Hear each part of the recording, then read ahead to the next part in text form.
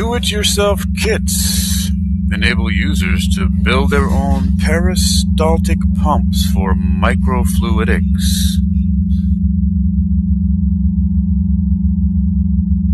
DIY kits enable users to build their own peristaltic pumps for microfluidics. That's right. You're listening to Technical News Reading, presented by Hakeem Ali Bokus Alexander on the Wisdom app. Social Audio Inc. Presented for World Reading Club in association with UniquilibriuM. This edition's reading focus comes to us from techbriefs.com and is titled DIY Kits Enable Users to Build Their Own Peristaltic Pumps for Microfluidics. It was published on January 1st, 2023, under the categories of Mechanical and Fluid Systems, Manufacturing and Prototyping, Medical, Sensors/Data Acquisition. It's also under Health, Medicine, and Biotechnology. It's an article, so let's read it. DIY kits enable users to build their own peristaltic pumps for microfluidics. Users can download the design files to 3D print and assemble a customizable peristaltic pump. Singapore University of Technology and Design, Singapore. There is an image here, and it looks like it's of the different components to build this peristaltic pump. Let's take a look, or you can have a listen to what the caption says. To make microfluidic pumps more accessible to the scientific community, SUTD researchers developed a highly customizable 3D printed peristaltic pump kit. Users can download the design files, 3D print, and assemble the do-it-yourself peristaltic pump. The image is credited to SUTD.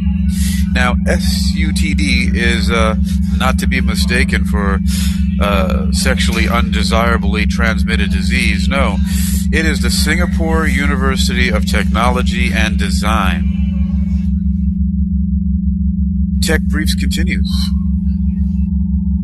The development of microfluidic systems for lab-on-a-chip, LOC, and organ-on-a-chip, OOC applications require precise fluid flow control.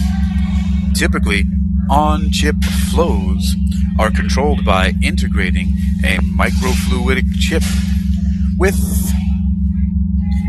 external pumps that deliver fluid.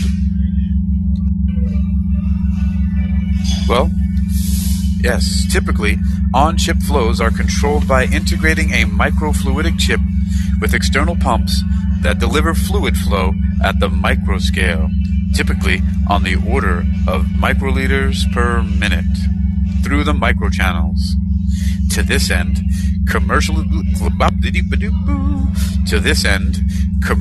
available flow devices such as extrusion syringe pumps, peristaltic pumps, and pneumatic pumps have been widely used.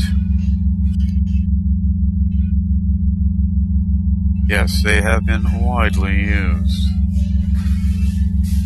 Let's see what's going on over here. Oh, there we go. Just wanted to make sure. All right. Tech Briefs continues. Unfortunately, existing pumps suitable for microfluidic applications are usually bulky and costly. For example, pressure-controlled flow systems cost as much as $10,000, whereas syringe pumps and peristaltic pumps cost hundreds to thousands of dollars. Pumps with a small footprint are preferred for LOC, Lab on a Chip, and OOC, Organ on a Chip applications. While miniature pumps are commercially available, they require proprietary and expensive control systems, over $1,000. More importantly, these commercially available pumps are not amenable to customization. However, because each experiment has unique requirements such as flow rate, working environment, and available space, rapid customization of the instrument would benefit users. To make microfluidic pumps more accessible to the scientific community, researchers from the Singapore University of Technology and Design, SUTD, Soft Fluidics Lab, have developed a highly customizable 3D printed peristaltic pump kit where users can download the design files, 3D print, and assemble their do-it-yourself DIY peristaltic pump. 3D printers have become more and more affordable, and they are a commodity that is found in most scientific laboratories today. With the advancement of 3D printing technologies, scientists no longer have to rely on manufacturers to manufacture components. They can design and print them themselves at an affordable cost. We are slowly observing the democratization of manufacturing by 3D printing technology, said Associate Professor Michinao Hashimoto, the project's principal investigator. Michinao Hashimoto. The peristaltic pump is powered and controlled by Arduino, an open-source electronics platform. With the introduction of Arduino, precise control of motors is becoming accessible to non-experts.